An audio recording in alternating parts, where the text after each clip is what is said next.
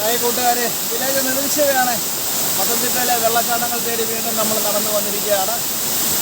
കല്ലേലി ഊരാളിയപ്പൂപ്പൻകാവിന് തൊട്ട് മുമ്പിലായിട്ടുള്ള ചെളിക്കുഴി വാട്ടർഫോൾസാണ് നമ്മളുള്ളത്. വളരെയധികം അടികളോളം ഉയർന്നു നിൽക്കുന്ന പാറയിൽ നിന്ന് വരുന്ന വെള്ളച്ചാട്ടമാണ് ഉള്ളത്.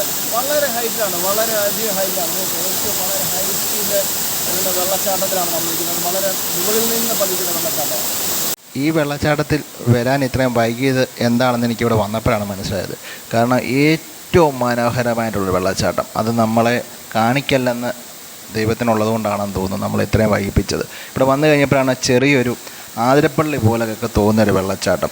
നമ്മുടെ ഷവറിലൊക്കെ നമ്മൾ നിന്ന് ഓടിച്ചാൽ എങ്ങനെ ഇരിക്കും എൻ്റെ പൊന്നു വച്ചാമാരെ, ആ ഒരു ഫീലാണ്.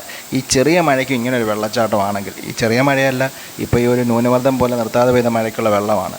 സാധാരണ മൺസൂൺ കാലത്തൊക്കെ നല്ല മഴ പെയ്യുമല്ലോ. ആ മഴ പെയ്യുമ്പോൾ എൻ്റെ പൊന്നു മച്ചാനെ ഇവിടെ നിൽക്കാൻ പറ്റത്തില്ല, അടിപൊളി വൈബായിരിക്കും. ഒത്തിരി കൊച്ചു കുട്ടികളും ഒക്കെ ഇവിടെ കുളിക്കുകയൊക്കെ ചെയ്യുന്നുണ്ട്. പിന്നെ വേറൊരു കാര്യമെന്ന് പറഞ്ഞു കഴിഞ്ഞാൽ, നമ്മുടെ ഫാമിലിയായിട്ട് ഇവിടെ വരാതിരിക്കുന്നതാണ് നല്ലത്, കൊച്ചു കുട്ടികളെയും കൊണ്ടുമൊക്കെ. കാരണം എന്താണെന്ന് വെച്ചാൽ ഇങ്ങോട്ട് വരാനുള്ള വഴി നമുക്ക് ഇല്ല. വഴിയെന്ന് പറഞ്ഞു കഴിഞ്ഞാൽ ഞാൻ അങ്ങോട്ട് തിരിച്ചിറങ്ങുമ്പോൾ ആ വഴിയൊക്കെ ഒന്ന് കാണിക്കാം.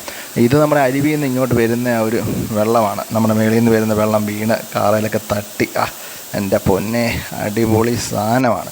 അപ്പോൾ നമ്മൾ ഇങ്ങനെ ഒഴുകി നമുക്ക് തുടക്കത്തിൽ ഈ ഒരു വെള്ളമേ കാണത്തുള്ളൂ. ഇതിൻ്റെ അങ്ങ് താഴെ നിന്നാണ് നമ്മൾ കയറി വരുന്നത്.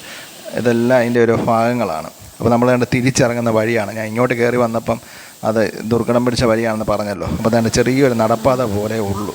പിന്നെ അതിൻ്റെ ഈ മരത്തെ കൂടെയൊക്കെ നമ്മൾ ചാടിയൊക്കെ ഇറങ്ങുകയൊക്കെ ചെയ്യണം. മരമെന്ന് പറഞ്ഞു കഴിഞ്ഞാൽ കാട്ടിലെ മരം മണ്ട് വീണ് ഇങ്ങനെ ദ്രവിച്ച് പോലെ കിടക്കുകയാണ്.